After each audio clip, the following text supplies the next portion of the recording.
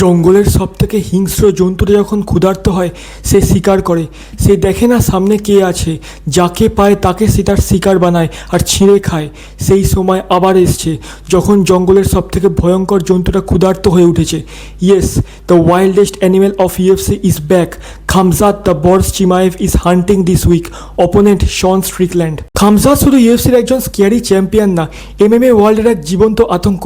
আজ পর্যন্ত দুনিয়ার কোনো ফাইটার ওকে হারাতে পারেনি। লাস্ট ফাইটে ফর্মার চ্যাম্পিয়ন ডিটিপিকে 5 রাউন্ড স্ট্রেট শুইয়ে মেরেছিল খামজাত।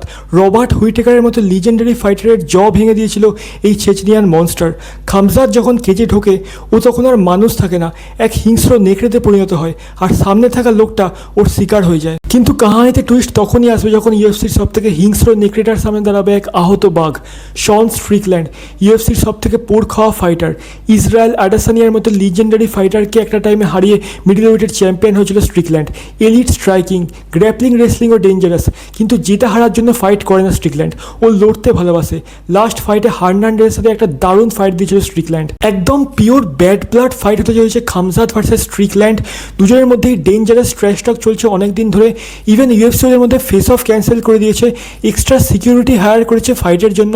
আর এটা স্বাভাবিক, কেননা জঙ্গলের সবথেকে হিংস্র নেকড়েটা যখন একটা আহত বাঘের সামনে এসে দাঁড়ায় তখন ভয় জঙ্গলের সবার মধ্যে ছড়িয়ে পড়ে। এটা শুধু একটা ফাইট না, একটা হান্ট হতে চলেছে। তোমাদের কি মনে হয়, স্ট্রিকল্যান্ড কি পারবে খামজাতের মতো দানবকে থামাতে, নাকি খামজাত নিজের নতুন শিকার বানাবে স্ট্রিকল্যান্ডকে? কমেন্টে জানিও। ভিডিওটা ভালো লাগলে লাইক করো, বন্ধুদের সাথে শেয়ার করো, আর এরকমই কন্টেন্ট আর বাংলায় পাওয়ার জন্য চ্যানেলটিকে সাবস্ক্রাইব করে দিও।